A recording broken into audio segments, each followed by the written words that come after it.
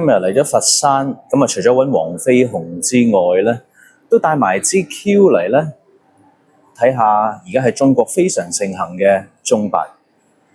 好啦，呢啲就係所謂傳說中嘅陪打啦。嗱，佢哋記住啊，係話以球會友啊。哦，仲要一桿到底添。好啦，究竟呢啲陪打收幾錢嘅咧？問下先。打球可以嗎？打球可以啊。看哪個台啊？旁邊一些啦。我要來了。OK。好啦，咁你大概知道咗呢一啲陪打咧係幾多錢啊？即係咧後邊咧，你見啊，成班女生咧喺度打緊波嗰啲。